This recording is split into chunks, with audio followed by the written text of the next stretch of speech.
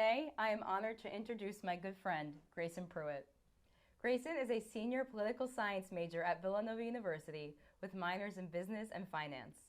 She started college at Franklin University in Switzerland before transferring to Villanova as a sophomore. For over 2 years, Grayson has hosted the Meant for Big Things podcast, which she has built into a successful student organization and brand. Grayson has a passion for people, spreading positivity, and creating valuable experiences. She is dedicated to self-improvement, constantly putting what she learns into practice and motivating others to realize their potential and chase their dreams. After graduation in May, Grayson will start as an analyst at Jefferies in New York City. Grayson and I spend 3 nights a week together in a cappella rehearsals. Her creativity, inspiration, kindness, and love never fail to amaze me. I am grateful to be a part of her journey. Grayson, thank you so much for being here, and welcome to the show. Skylar, thank you so much for that phenomenal and so kind introduction. I so appreciate you inviting me on the show, and I'm so excited to be here. Thank you so much. You're the best. So first, why did you decide to start your college career in Switzerland? I love this question. Thank you. I am a Swiss citizen, and ever since I was born, I have just been super passionate about my Swiss heritage. My family takes our heritage very seriously, and so my mom had also gone to school in Switzerland, and she had kind of plugged it from the beginning, and I thought, how cool would it be to do something totally different? And I've always loved taking risks, so it just seemed like the natural fit. Went for a year, absolutely loved it, completely changed my life, and it really was the catalyst for Meant for Big Things. So I'm really grateful. That's amazing. And so what made you decide to only spend a year there and then come back to the States? Yeah, I absolutely loved the school, but I realized I wanted something even more different out of my college education. I loved a cappella, I loved to sing, I loved to do so many things. I have so many different interests, and I really didn't want to sacrifice any part of myself. So I wanted to go to a school that was a little bigger, and I found Villanova randomly, and it has become the best place I could possibly land at. That was actually one of my questions. Why Great. did you choose Villanova? It was really divine intervention. Basically, what happened was I hadn't heard of Villanova, and a friend was at the university. She was studying abroad at the time. We connected over Instagram. Everything she said about Villanova seemed to fit. And I got into Villanova, was so excited that I ordered a t-shirt off of Amazon, and I wore it for like 3 days straight. Got into a few other schools and had to decide where to go. And this was in the middle of COVID, so I hadn't traveled to visit any schools. So I took my dog out for a walk wearing the Villanova shirt, and I say out loud, God, where should I go to school? And I kid you not, I turn the corner and I see a tree that looks exactly like a V. And I'm like, okay, I'm sold. I'm going to Villanova. I put my dog in front of the tree, take a picture of him, and then I hear someone from behind me say, excuse me, are you Wildcat? And I turn around and this woman points to her Villanova shorts, and she says, I'm an alum. I graduated 20 years ago. It will be the best decision of your life. And that night I put my deposit in, and I never toured Villanova, barely knew anyone who went, and it has become a dream come true that I didn't even know I had. So really, really grateful for everything that has happened and how in my journey to Villanova. And as a senior, it is really fun reflecting back on how I got here and the journey it has been. Yeah. I'm so happy for you. Thank you. I love hearing that story. Thank you. So I remember you telling me that before college, you wanted to be a marine biologist. Yes. So when I met you, you were interested in international relations, and now you're passionate about finance. So who or what led you from one area to the next to the next? Yeah, fantastic question. So I actually have always been really interested in environmental studies, and I applied to college originally with that intended major. I love the outdoors. I love fishing. I've grown up going fishing in Wisconsin and Florida with my family. I'm doing a lot of outdoor environmental programs. So that was my passion for a long time, still is, but when I went abroad to school, I realized I loved international affairs. I loved looking at how different countries interacted, and I wanted to dive into that more. So that's what I did at Franklin, came to Villanova. Closest thing to that was political science. I ended up taking an international political economy class that completely changed my life. The professor had just started, and he had actually also been a transfer student when he was in college. So he and I hit it off right away, and he really went to bat for me and supported me and helped my transition to Villanova. And he introduced me to international political economics, and I did an internship through him and found a passion for economics, specifically monetary policy, and that led me to do a business minor through Villanova that next summer. And then I realized I loved business, and that is around the time when Meant for Big Things started. So it all worked out pretty well and pretty seamlessly. So now, ending my college career, it's really fun to have that multidisciplinary look and outlook on things, to have like the poli-sci lens, but also the business lens and the finance lens. Absolutely. Yeah. You have such diverse experience already. Thank you. Thank you. So what is the Meant for Big Things podcast about? In short, it's about motivating listeners to make their dreams a reality. There's such a need for positivity and confidence in this world, and people are busy. So realistically, people don't have time to listen to like a 45-minute to an hour-long podcast. So the episodes are aimed for the busy person who wants to make their dreams come true and become the best version of themselves. I center the episodes around personal anecdotes, so everything I've been experiencing as a college student. And what's really cool is that it's gotten a lot of college students really into self-improvement, and mostly that's an area where you will get mid-20s and above really interested in, but it's fun to have the younger generation in on it too. I walk around campus and I'm always seeing someone with a Meant for Big Things sweatshirt, and I ask, like, you know Grayson? They're like, I love Grayson. So like, you've really made such an impact on our campus and beyond our campus. Thank you. Of course. Thank you. So what or who led you to start your own podcast? Yeah, so I had a pretty amazing experience that led me to start the podcast. So it actually happened abroad in Switzerland. And the first week we were there, we lived like right on a lake. So we rented a boat. It was called Lake Lugano. And I went out with my friends and we jumped off the boat into the lake. And I remember resurfacing and I had the water all around my face. And I was looking up at the mountains. And I just realized, like, in that moment, how big the world really was and how really anyone can achieve anything. And like, that was the moment where I felt meant for big things. And I kind of just, I kept that feeling with me. And then I came to Villanova and I knew I wanted to start something. I didn't know what it was, but during our long winter break, I decided to sign up for a self-improvement conference. And during that conference, they had us do an exercise where we looked at all different areas of our life. And throughout the conference, I realized that I wanted to find a platform that best suited my talents and that best helped other people. And kind of in the same vein of that, there was a message of being made for greatness. And so that kind of reinvigorated the feelings of feeling meant for big things back in Switzerland. And I went to go tell my mom that I wanted to channel this feeling and this energy into something, but I didn't know what.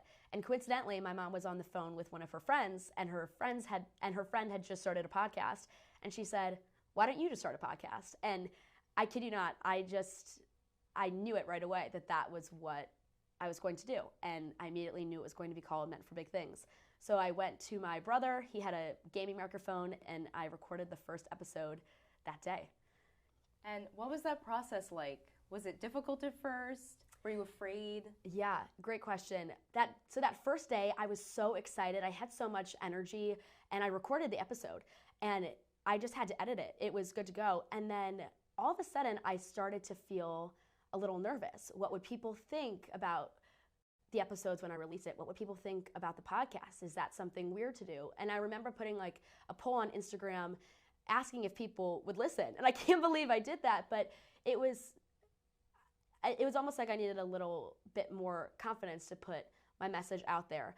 And I took 2 weeks to edit the first episode. I almost scrapped the episode the night before I released it because I didn't think it was good enough, and I got in my own head. And that whole experience taught me phenomenal lessons, really to trust in your own creativity, to be confident in yourself. And while it is important to be open-minded to others' opinions, if you really feel strongly about something, go for it and do it and don't care what anyone else thinks. So that was really an important lesson for me to have. You turn the fear into the motivation. Exactly. And funny enough, the title of the first episode is called Turning Fear into Opportunity. Yeah. That's perfect. Thank you. So what has been your greatest, proudest accomplishment since starting Men for Big Things? Oh my gosh. Definitely the community it's built. I think I did my second and third merchandise release. I did hoodies. And all of a sudden, I just started seeing them pop up everywhere on campus. I couldn't leave a building without seeing at least 6. And that was just so incredible to see because to me, like, you know, it's tangible motivation, like empowerment you can put on and wear, not only for the person who's wearing the merchandise, but as that person walks around, they're spreading that message to everyone that they pass. And that was really incredible to see. But what I loved even more was when I got to see people wearing the sweatshirts and stopping to talk to each other. And really seeing how Men for Big Things, the podcast, is so much more than just a podcast or an Instagram. It's a mindset. It's a way of life. And more importantly, it's a community. It's like the way I've kind of built it out into a brand now is it's meant to uplift and inspire others. And that is my proudest accomplishment. Good for you. Thank you. You've done it. Thank you so much. And what has been your greatest challenge since starting it? Another great question. So I've had a lot of challenge with merchandise. Biggest learning curve for sure. I kind of, same with the podcast, I kind of woke up one day and was like, I want to do merchandise and I think that this would be really great for the brand, and I act on inspiration. So I kind of just found my team and I went for it right away. And the first huge release of the hoodies, I remember, was like such a success that I had to order a lot more to keep up with the demand. I was super grateful. And I remember there being like a 2-month delay on this merchandise. And I didn't really know what to do. And so I worked together with my merch coordinator at the time, and she had the idea to add pastel sweatshirts. And those were able to come really quickly, and that actually ended up like tripling my sales in 2 months, and that really helped skyrocket awareness of the brand. So I learned in that challenge to really not get upset about anything because it could lead to a greater opportunity. That actually happened again this year.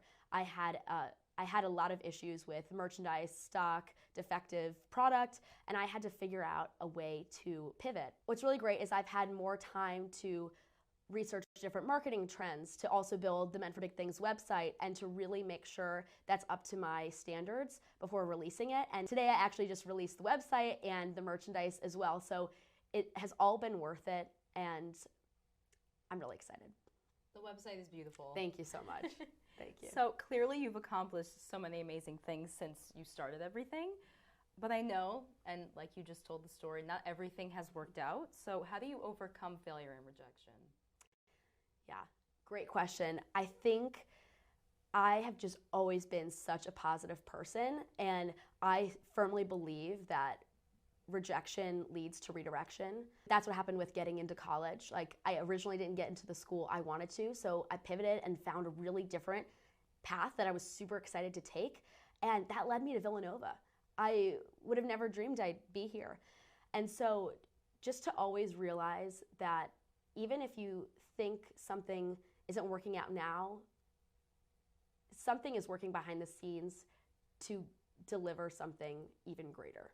I agree. Yeah. Blessings in disguise. Exactly. And also, like, that ties into the message of like Men for Big Things. Like, you can't let failure or rejection get you down, because you are meant for big things and they're going to happen no matter what.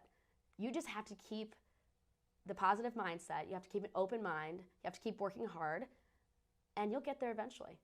Last summer, you interned at Jefferies in New York City. I did. So what is Jefferies, and what was your experience like there? Yeah, Jefferies is a phenomenal investment bank.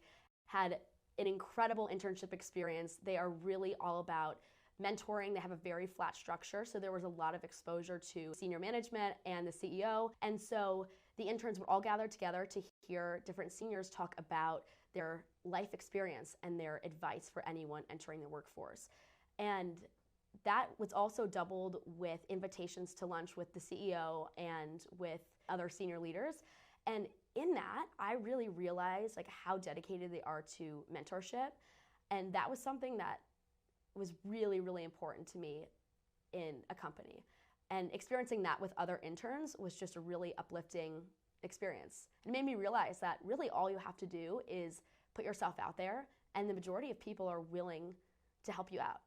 On that, what did you accomplish at Jeffries that you believed helped earn you your position after you graduate? Thank you. I think I really made a lot of deep, meaningful connections. I also made sure I knew my job inside and out. I ended up being able to train people a little bit on the job, which was phenomenal experience. And I did like a 50-page standard operating procedure guide. So basically how to do the job, so that would benefit new hires, new interns coming in to look up like, what is this? What is that? Also to provide them with context, because I'm coming from a political science background, so someone coming in from a finance background will have different background knowledge. So I think all of those things together and really working hard and really just being kind to everyone, every single person in the building, really, really helped me out over the summer. What is your biggest support system, or who is your biggest support system, and how have they helped you along your journey? Oh my gosh, so many people. I'm really, really grateful. Like oftentimes, like after a long day, I'll just sit in my bed and it can just be like overwhelming how much support and gratitude I've been able to receive, and very thankful for that. I'd say my family's definitely my biggest supporter. My parents in particular are just extraordinary. They share everything that I do with Meant for Big Things. My dad, if you go on the Instagram, he has liked every single picture. He has commented on every single picture. He's reshared every single picture, every single LinkedIn post. And my mom has done the same, and she has spread it to all of her friends. And what's really cool is that not only do they believe in me and want me to succeed and want to share what I'm doing with others, but they really believe in the mission and Meant for Big Things. And I've like found my love of self-improvement through them. Like they are always like, what's the next step? What's your next goal? What's like plan A, B, C, D, E?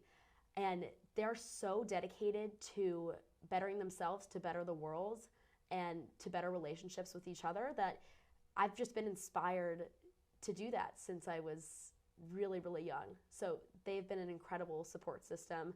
Also, my best friends have been incredible. There have been a lot of people at Villanova who have been here since the beginning, since the birth of Meant for Big Things. You're one of them. And so to have a lot of people behind you who want to support you as an individual, but again, want to support the message is really incredible. And then you have people who are like friends of friends, and like Villanovans who I don't know, who I met through like Meant for Big Things meetups, or met through giving sweatshirts to. Like their support is incredible, and all of that keeps me going. It really is amazing. It is. You are loved. Thank you so much. Of course. But my brothers have also been so supportive. They're both really into sports, and so it's really cool to get that guy perspective and from someone who's like really athletic, what they would like in terms of merchandise. So I've used them as consultants quite frequently on the designs, and they always support me by wearing the merchandise and resharing everything as well. My family are also my rock, so I understand, and that's lovely that they're always there for you. Yeah, thank you. Of course. And another support system that you talked about a little earlier is your team, like your merchandise team, people who helped you with your website. How did you find them? What's been that process? Yeah, so it has definitely evolved over time. So it actually comes back to a cappella. So like I said, one day I woke up and I act on inspiration. So I said, I want to do merchandise today. So I figured out a way to do that day. I was the publicity director for our a cappella group at the time. So I hopped on a call with this student ambassador from this merchandise company. And basically we talked about merchandise for a cappella, and then I brought up Meant for Big Things. And then we started brainstorming together on what a really cool design could look like. So that was the start of that. And she and I worked together for a while, and then she graduated last year. She was fantastic. She was. Really, really great. And then this year I realized now's my time to really pick things up out of Villanova. It will always have the Villanova roots, but I'm moving. I'm leaving Villanova, so I need to take it up. I need to lift it up out of Villanova and bring it to the world. I joined the Villanova School of Business Advisory Board, and there was a student who has had his own business since he was 16, and it's all about tech and creating websites for people, and we ended up getting introduced, and so we've been working together since November on the Meant for Big Things website. So I'd say he is definitely the biggest member of my team because the website is now one-stop shop. It has the podcast, it has the online merchandise store, and it also has features of all the community members who wear Meant for Big Things. Networking is so important. Exactly. And people fall into your life at the right time and for the right reasons. Exactly. And right now I do the podcast like completely by myself, recording, editing, and then producing. But I'm looking to expand my team in the future so we can do even bigger things. Perfect. Thanks. And finally, what advice would you give to undergraduate students to help them gain self-confidence and achieve their goals? Wow. I would say, number one, be your authentic self. Only good things will happen if you be your authentic self. You will attract the right kind of people. You will become the person that you really, truly want to be and are meant to be. I'd say, number two, put yourself out there. When I first got to Villanova, I lived off campus. It was the middle of COVID, and I was like, I don't know what to do or how to make friends. So what I did was I challenged myself to meet 4 to 6 new people per week and take them out to breakfast, lunch, or dinner. I called them my line friends. I'd meet them in line like at the coffee shop, in the dining hall, at the food trucks, and basically I'd ask them for their number and we'd sit down and we'd get to know each other, and that's how I've made some of my best friends who are still my best friends here at Villanova. So definitely put yourself out there. And then 3, use all the resources that your campus provides. And not just like going to the Career Center, but also utilizing the network that your school offers, because people will really support you and will take an interest in you, but you have to put yourself out there. And then 4, never sacrifice anything that you want to pursue or that you're interested in. Like I said, I have so many interests. I love to sing, I love to horseback ride, I love business, and I love giving tours. I love talking, obviously, and I haven't had to sacrifice any part of who I am because I'm able to be involved in that at Villanova. And that has made me a stronger person. It has also made me just love life even more because I feel like I can be my full, authentic self. Grayson, thank you so much for being on the show. It means a lot. Thank you so much for having me, Skylar. You're the best. You're the best. I've loved this. Me too. Thank you. This has been Sky's the Limit. I hope you've enjoyed today's episode, and I'll see you next time.